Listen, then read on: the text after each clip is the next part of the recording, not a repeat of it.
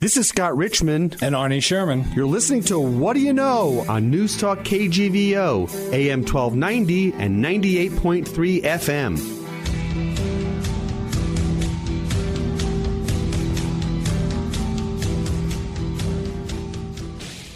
Arnie, good morning. Today we have some special programming. As many of our listeners know, John Engen, long-term mayor of Missoula, died on August 15th. And we were lucky enough over the past 6 years or so to have him on our show many times as a guest. And we're going to use the next couple of weeks to share with our listeners again the comments, thoughts, and life of John Engen. Scott, good morning to you. We're a little bit over 2 weeks after Democrats got shellacked in Montana. We have a president-elect from a different party, although it's being challenged. And today's show, we have Mayor John Engen to give us a little bit of his take post-mortem on the election. What's the current status of COVID in our community and you know what we have to look forward to or have to avoid over the next few months? And, you know, what are some of the bright spots and his priorities for 2021, which is fast approaching? Fast approaching. Mayor Engen's always a great guest, Arnie. I'm looking forward to it. Back after this. All right, Arnie, we are back with our guest, Mayor John Engen. Mayor, how are you feeling? I am up and at 'em on a lovely Wednesday afternoon in Missoula, Montana. Well, good. It's good to see you. We're 2 weeks past our election at this recording. And, you know, it's probably premature, but I'm going to ask you anyway, sort of as a post-mortem. You know, what the hell happened to the Democrats in Montana? What's your take on it 2 weeks out?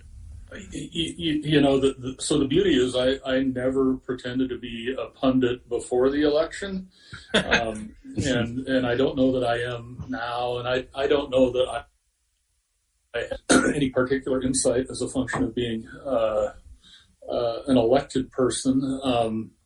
So short version is that more Republicans voted for Republicans than Democrats voted for Democrats. So ultimately it's a math problem, right? And so I think that the conversations we've been having internally, and, you know, Missoula tends to be a little blue island for all sorts of reasons. But you know, I think one of the questions that comes to mind for me is are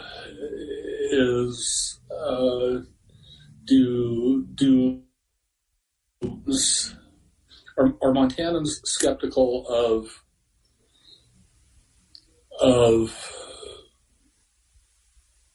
progressive notions that are relentless? I mean, there seems to be a lack of moderation in the country in general, and I have general life as a moderate Democrat.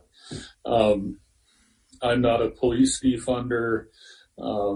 I believe that we need that we have an obligation to our fellow human beings with regard to social safety net, but fundamentally have supported our system of capitalism, and I think some of the noise and the anger just left people afraid and thinking that Democrats are going to run roughshod over liberty. And I think if you hear that enough, and if you don't have a lot of experience with reasonable Democrats, that might be the place you go. I was shocked by the margins statewide. I thought a number of the elections would be squeakers. I thought that we would pick up the House seat. Clearly wrong about that. I thought that the Senate race was going to be weaker. I thought that the margin would be tighter with governor's race. And at the end of the day, the margins were wide. And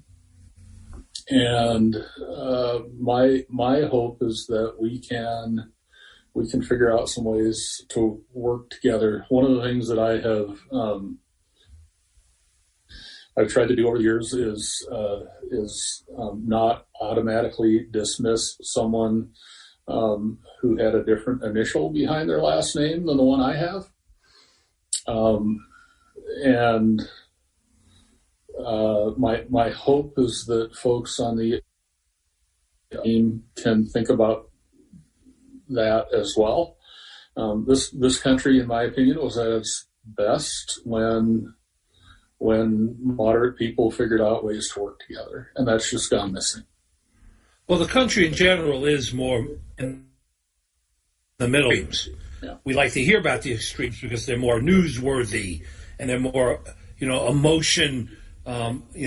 emotionally rendering kind of banter or headlines or whatever with the thousands of news outlets that are out there.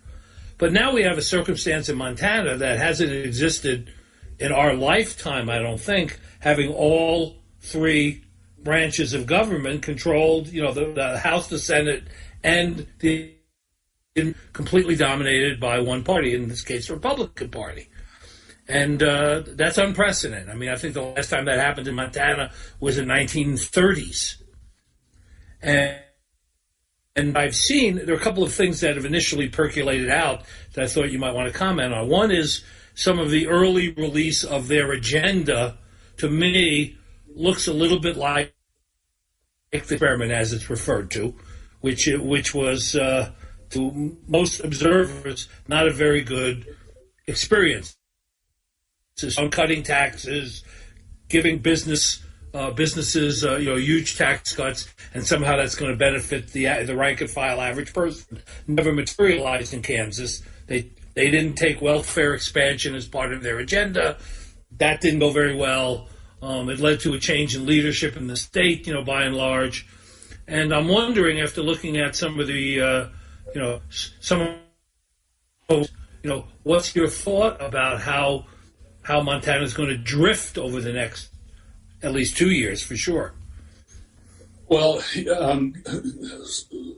so a couple of things that I believe to be true. One is governing is different from campaigning, and governing is different from promising, and pure agendas under any construct don't tend to survive.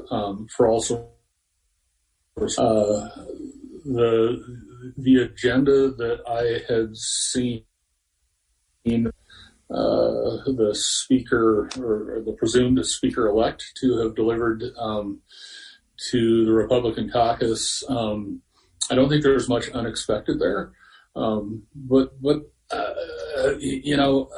whether you're a Montana Democrat or a Montana Republican or a Montana Independent, we're not very good at lockstep, and we're not very good at one-size-fits-all solutions, particularly when we're not sure that there's a problem to begin with. So while I think that is likely an ambitious agenda, my sense of things is that it will likely get tempered by the process itself. Mm-hmm. And whether you're Republican or Democrat, it's hard to keep everybody in the caucus where you need them, because they report to different constituencies and have perspective and have obligations.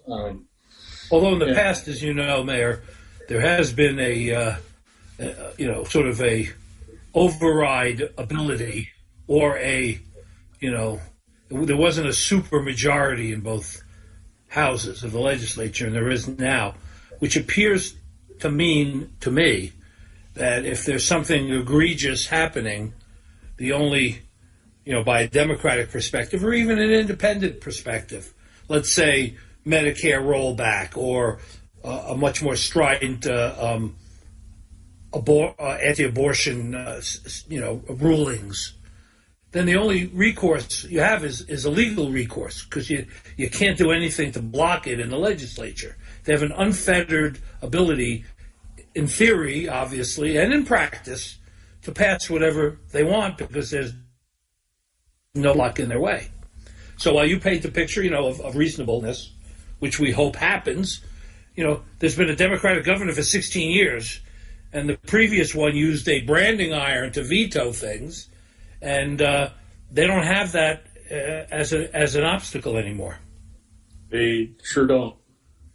Let me switch to a different aspect of this just for a moment. I saw today some photos from the Republican caucus, and not a single member that I could see was wearing a mask, shaking hands, patting each other on the back, speaking in the room, rather than say, what's wrong with them for not wearing masks. That's my general visceral reaction. I've known half a dozen people who've died from COVID. I've known many that have, that are sick now from COVID. The Missoula case rate in the past week has been over 70 cases a day. The national average is only 48 cases a day. If we were a country, if Montana was a country, we'd have the 8th highest incident of COVID per capita of any country in the world. So my question really to you is, as a public servant and someone that's concerned about public health, what do they have right? What's the thinking about ignoring masks and not following, what science and healthcare has indicated is a helpful way to proceed? Why do they think they're right about this? Arnie, I think we've touched on this in some of our previous conversations.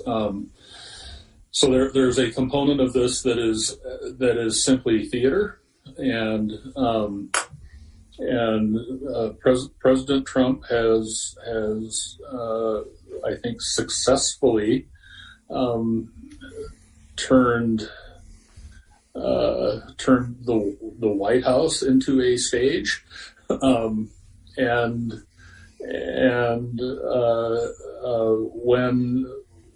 when he turns out the base, the folks who want to get reelected are going to go in that direction. The other thing that I think we've talked about in the past is that in the age of social media, everybody gets their own set of facts, and in that arena, kind of anything goes, right? So there's theater, there's statement, there's some fact, there's some just sort of defiance, right? And I think the Republican Party has done its best to sort of establish itself as sort of common sense, no drama, and absolutely a snowflake-free zone. And we as Democrats haven't done a great job of demonstrating that we're not really snowflakes, and that science and facts matter.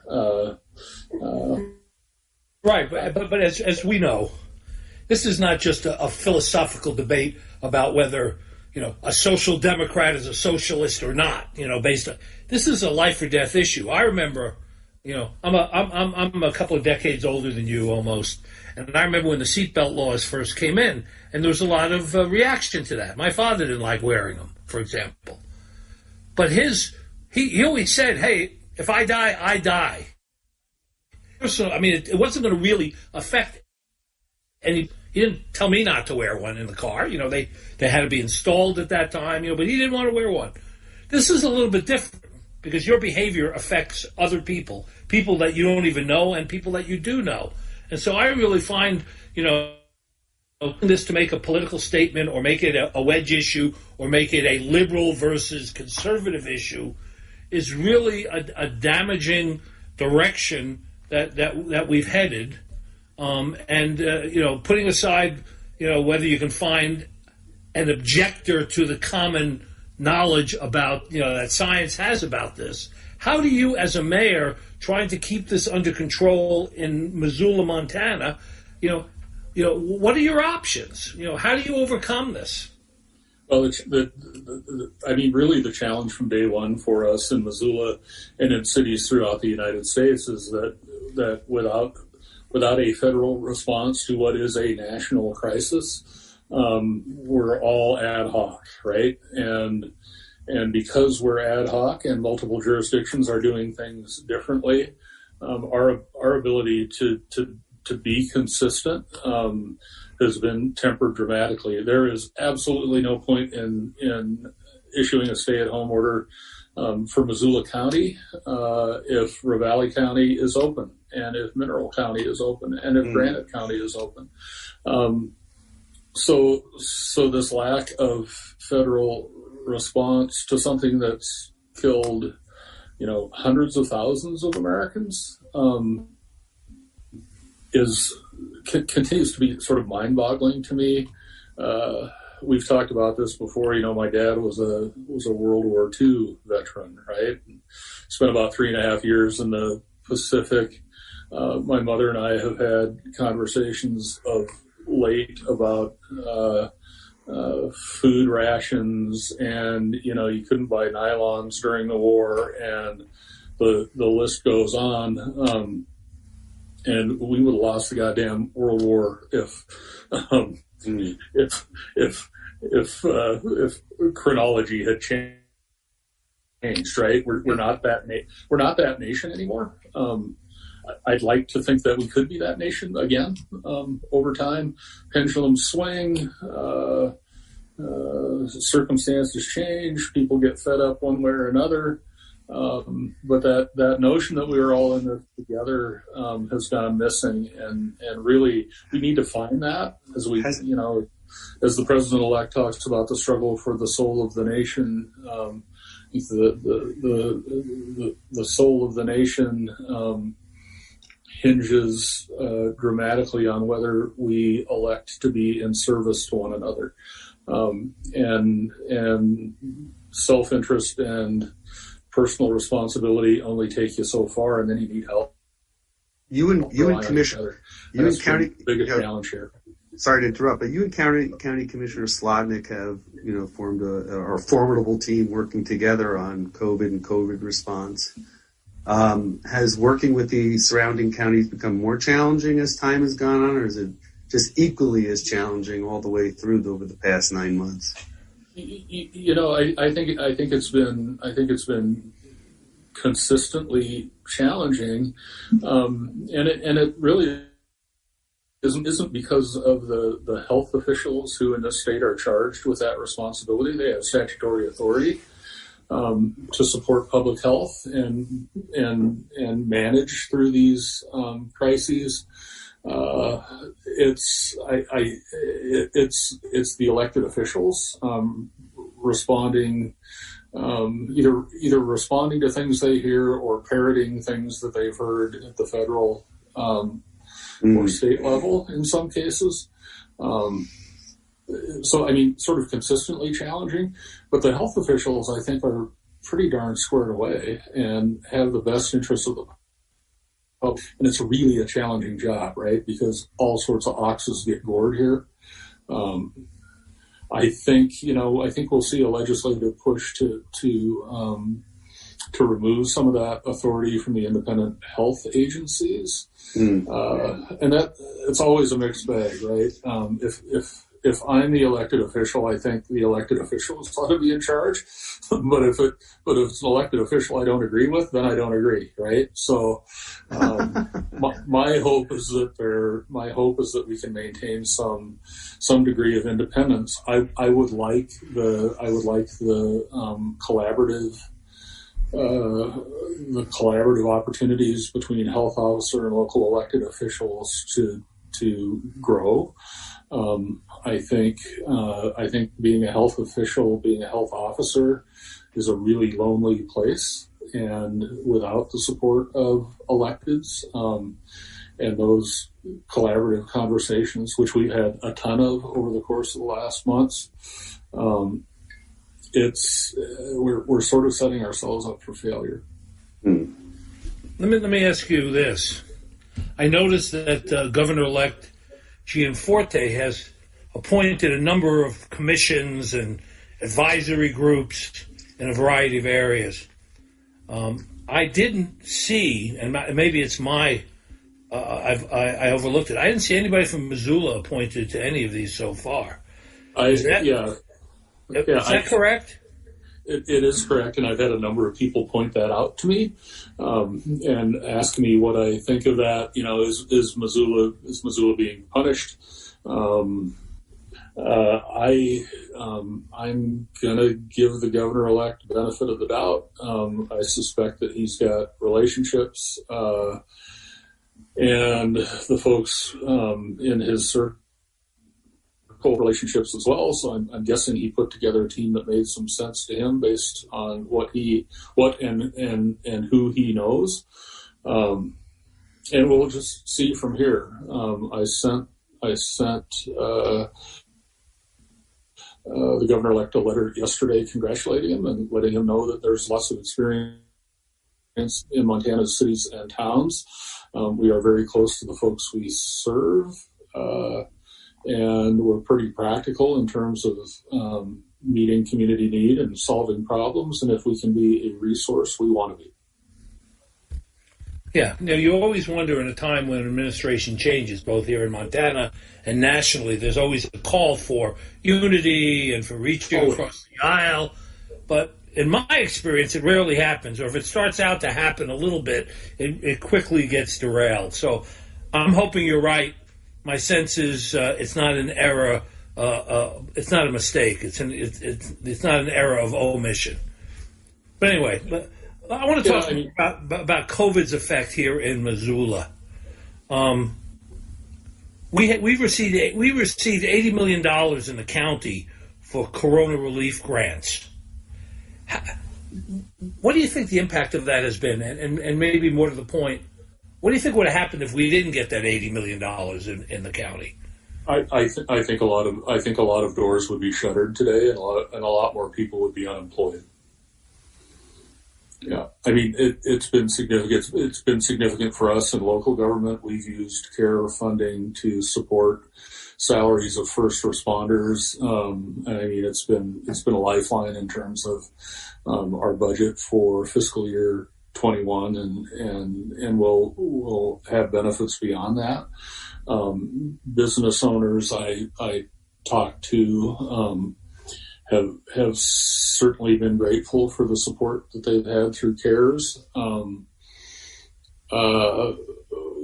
We'd be in a much different place today. My concern is that we are in worse shape today in Missoula, Montana, and in Montana in general than we were in March and April and May and June. While there appears to be some light at the end of the tunnel in terms of vaccine, I think we got a couple of really rocky months here, and if we're going to keep restaurants and bars in business post pandemic, they're going to need financial help. Mm-hmm. I mean, from my perspective, I think businesses have been as resourceful as they could be. From having igloos at the Top Hat, outdoor igloos, for protection, to all sorts of other kind of dining experiences, and restaurants doing curbside pickup, and retail stores doing the same thing, and trying to maneuver as best they can given the circumstances. And beyond that, what do you say? I know we're struggling, and we got a couple of more difficult months ahead of us that we've had behind us. And why is that? Just the length of how this has been going, how long this has been dragging on? I think it's a function of how long it's been dragging on, and how and how much more disciplined I think we're going to need to be if we want to break the back of this thing. If we are simply in a position of owning that a lot more people are going to get sick, and as a function of that, some of those folks are going to die. I mean, if we're willing to accept that, then it's Katie bar the door, right? I think we can do whatever we want, but if we are intentional about tempering this and sparing folks from suffering, the discipline that you saw in governor's order, the discipline that you saw in Missoula City County Health Department's order is going to be necessary. The challenge for us issuing that order is that we didn't have any ability to provide financial support with it. The state does, and so my hope is that as the governor suggested in his remarks yesterday, some remaining CARES Act dollars can go to support these businesses who are, and it's not just anecdotal. I talked with these business owners. They're on the ropes, and it's not just a business owner who's, I think folks have the mistaken impression that if you own a business, you're loaded and you can ride out anything. That clearly isn't the case. And those small businesses employ people. And, I look at the folks who are in the service industry in particular, who are just, they're going to be on the ropes with the folks who employ them. And that creates all sorts of community challenges. Right. And even if you are an advocate and a believer, and a heartfelt believer in herd immunity, and let's just all get sick and see what happens, and you're going to get a vaccine, that doesn't mitigate the fact that if people are going to the hospital not because, out of a political statement, they're going to the hospital because they can't breathe, right. And I don't know what our room rates are here, but I know in Billings they had to fly in 30 doctors and they're putting people in parking lots. I think we're at something like 75% of ER capacity. And if you get much higher than that, my concern is, for people who have another kind of medical emergency. A kid gets hit by hit by a car. Somebody breaks their arm or leg. All the other things that can happen that you need emergency or trauma care for. It's not going to be available. Oh, that's an unintended consequence of this, but it's a serious life-threatening consequence of all of this. And from day one, nationally at the state level and locally, we've been all about preserving that capacity in the healthcare system for all the reasons you described. That was sort of job one, is let's make sure that our hospitals aren't overrun. And we are as close to that in Missoula, Montana today as we've been. Fortunately, we've had months to sort of build a foundation and create contingency plans. Whatever's next is far optimal, but it's also not end of day. Mm-hmm. But you're absolutely right. Making sure that the healthcare system, which is designed for non-pandemic healthcare, can handle non-pandemic healthcare. Right. So riddle me this, Mayor. We have a pretty high in Montana and in Missoula. It's more than we want. It's been going up. The last week average is, over 70 cases per week. Yet we have people moving here from places that have less of an incident of COVID. Washington State and California, per capita, per 100,000, has a lower incident of COVID than we do. And our real estate market has never been more booming than it is now. The inventory of product in the market is very low. Prices have gone up by 20% over this time last year. What's going on? So Arnie, when I've been thinking lately, when we did your podcast, and I was pretty bullish on the future of Missoula. I think I said that we discovered in a kind of a different way.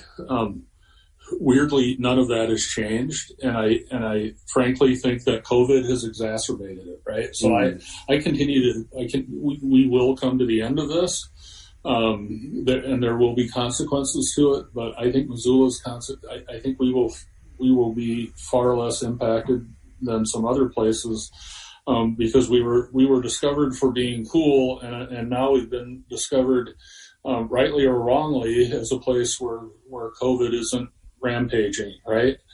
Or at least you have more open space to exactly, right? I mean, if your per capita numbers are similar, but the capita is a lot smaller, right? Yeah. You've got you got some room to roam, right? I mean, if you're in downtown San Francisco, I mean, you have a few parks, but you can't easily walk 5 minutes and be hardly anywhere.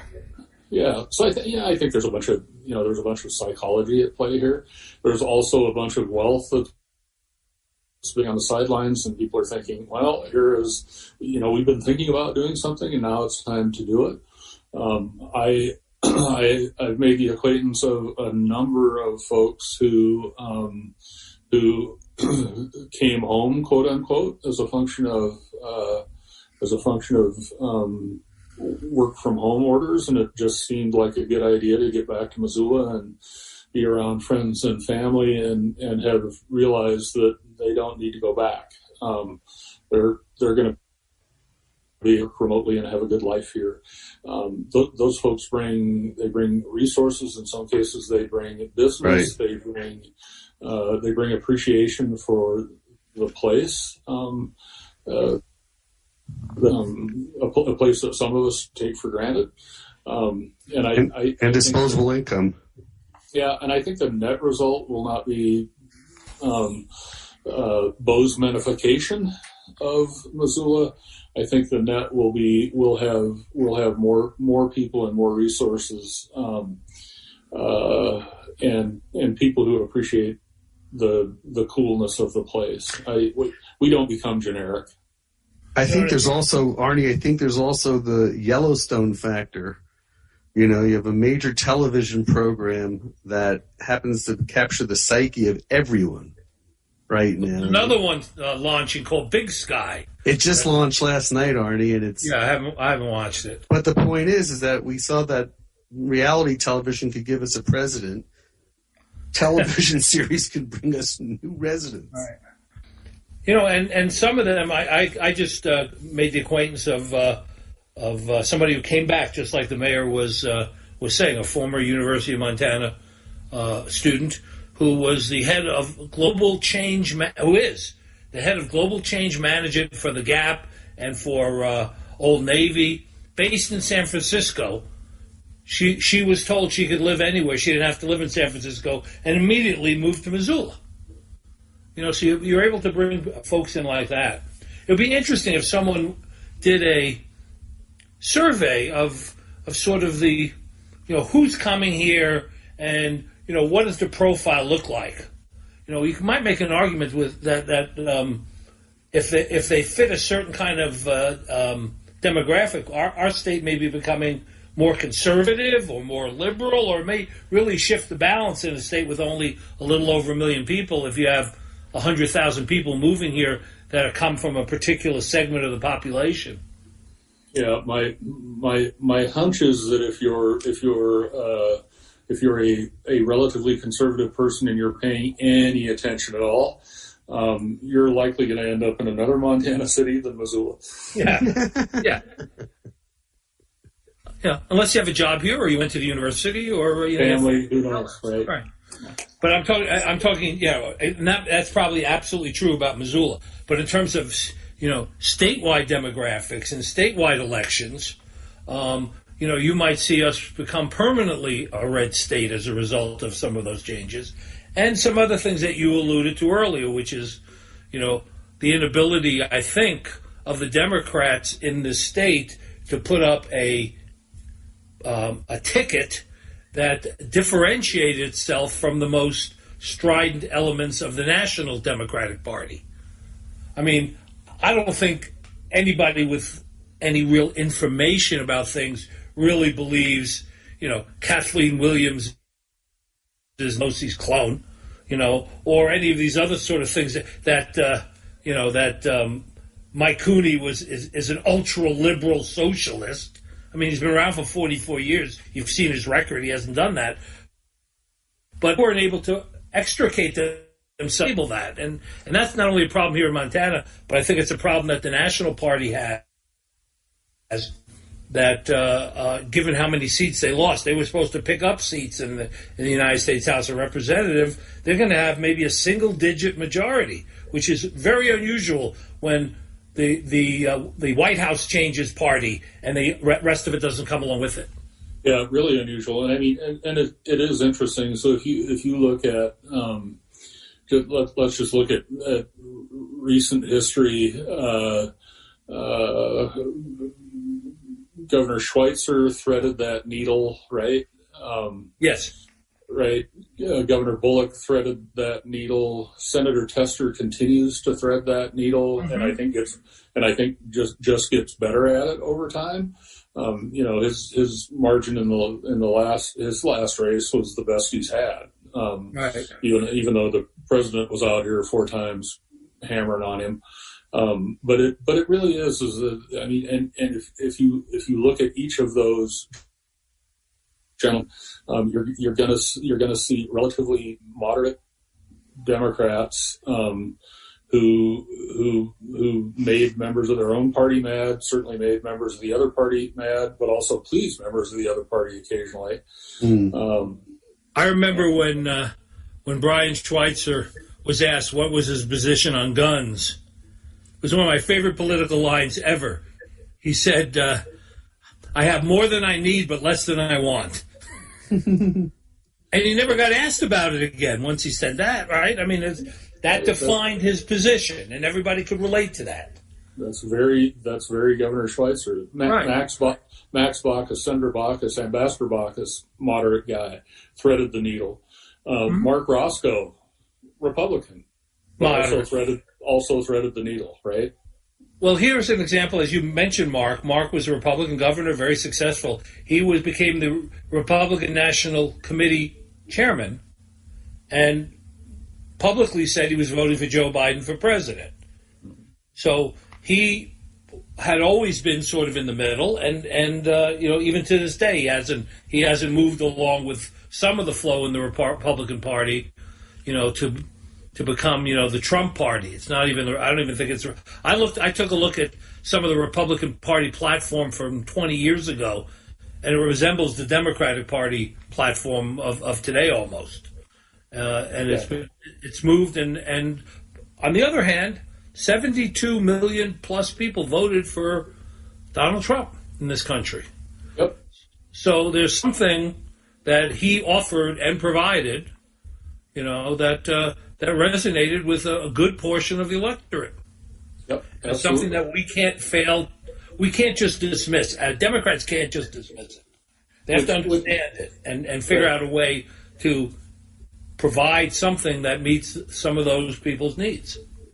Yeah, and if we could not dismiss each other, right? Right.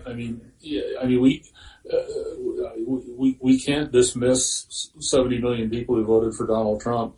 In the same way that the 78 or so who voted for Joe Biden it's a two-way street. Sure it is. And people also forget, and I like to remind them of this, that probably the greatest president of the last 100 years, has probably been Franklin Roosevelt. He came in, he got elected 4 times president of the United States. That had changed the Constitution after that. He got us out of the Great Depression. He instituted all the great programs, Social Security and all. In his best year, 40% of the people still voted against him. Right. There's been that streak in this country. I mean, in this day and age, 51% of the vote is a landslide. Right. Yeah. And so you can't ignore the reality of that you're not going to appeal to 75% of the population, no matter who you are, what you do. Right, and I think the important is that our system, if it's 51%, that's all you need to count to, right? Yeah, exactly. Although the Electoral College makes it always an interesting, interesting experience, an interesting exercise, and those of us who are constitutionalists, or a new terminology that I didn't hear of until the last year or so, an originalist, go back and say this is the way it's always been, and disregard or minimize the reason that was first put into place. Even though it's heritage and it's a couple of 100 years old, doesn't mean it can't be or should be revisited and thought about in terms of the way society lives and operates now. It's a lot different. Yeah, I mean, when they wrote that the largest city in the United States was Boston, it had 40,000 people. It's a completely different reality that we're dealing with now, and that was put in at that time, the Electoral College, in order to make sure that the South was appeased. They thought they were going to be run over, by 2 or 3 big states like that had 40,000, that had a city of 40,000. Now it leads itself towards a much more, I think, stilted minority rule, kind of dynamic. I think when Donald Trump got 306 electoral votes last time, the actual number of people that made up that electoral votes was 20 million less than were in the votes that Hillary Clinton got. So 20 million less people comprised those number of electoral votes, and that wasn't, I think, the original intention to be that skewed. But anyway, it's important to talk about it, and important to revisit in the context of everything else that's going on. Have you had conversations since the election with John Tester? I have not talked with John. I talked to his chief of staff at length. But yeah, Senator Tester and I have not yet, and I'm looking forward to that conversation. He is the surviving statewide Democratic office holder, and you are, I think, the elected official representing the most people of the Democratic Party at this point in Montana. Is that correct? Billings mayor isn't a Democrat. Is the mayor in Billings a Democrat? I don't know, Artie. I don't think so. But it's hard to think that it would be, or she would be. She would, but it doesn't matter. You're one of the, if not the number one, you are one of the top 2 local Democratic officials, and the 2 of you, in many ways, are now the leadership of the Democratic Party in the state of Montana. So you don't need an extra layer of responsibility thrust on your shoulders, given everything else you're dealing with. Yeah. Well, that leadership over time has, and I'm grateful, largely fallen to statewide electeds. In particular, governor and senators kind of leading that charge. So I'm surprisingly not all that involved. I've been around a while, and if anybody wants my free advice, which is worth every penny, I'm happy to offer it. But I'll leave that work to Senator Tester. If he wants to recruit me, he certainly can. We've talked a lot about 2020. What do we have to look forward to in 2021, Mayor? Both here in Missoula and, in the state. So as I look through the fog of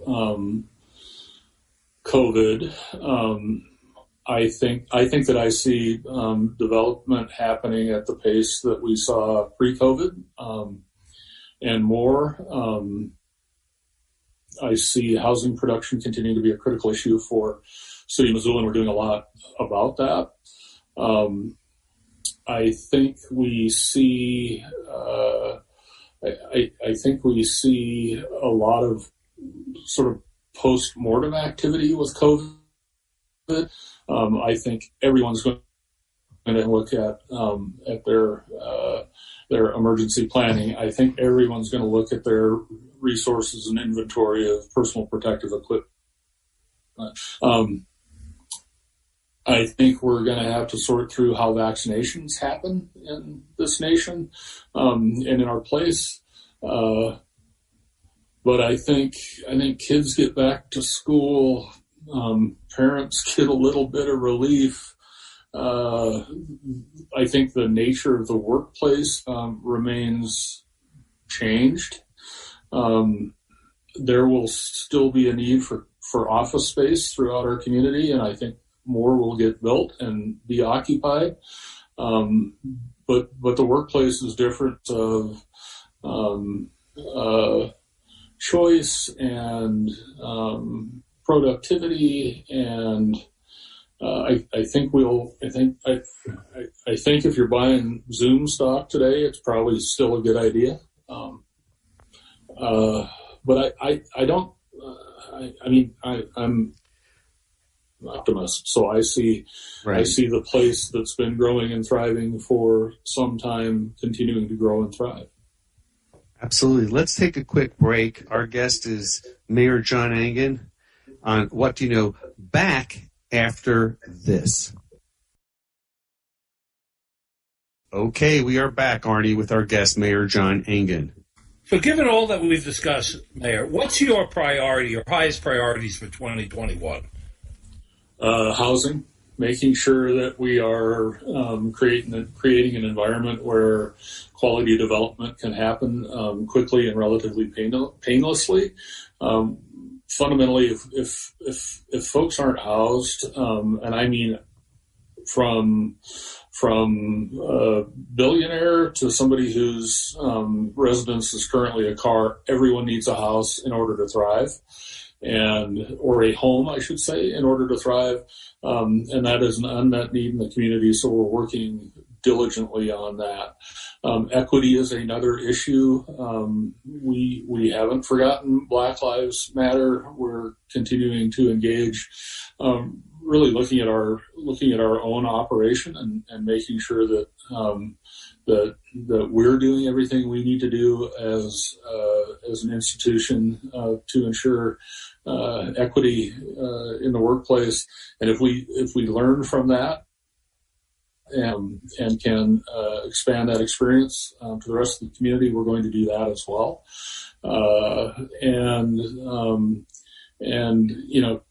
Continue. We're delivering the highest level of service that we possibly can at the lowest rate of taxation. We have folks who have high expectations, and I tell you, I have a team today at City Hall which with such remarkable talent and drive to do everything we do better, that I suspect we'll see the results of that enthusiasm in really short order, and we're seeing some of it today. Fantastic. Mayor, as always, it's a pleasure to talk to you and get your insights on what's going on, and we wish you well in the rest of 2020 and stay healthy and safe for 2021. Gentlemen, you do the same. Great to see you. Thanks for taking the time with me. I'm grateful. We're grateful for your time, too. Thank you, Mayor. Thanks, Arnie. I'll see you next week. Take care, Scott. See you next week. Thank you for listening to What Do You Know? I can't wait for the next show, Scott. I'm excited too, Arnie. If you'd like to suggest a guest, send me an email at scottrichmond@townsquaremedia.com. We'll see you next week. And thanks for listening to Newstalk KGVO,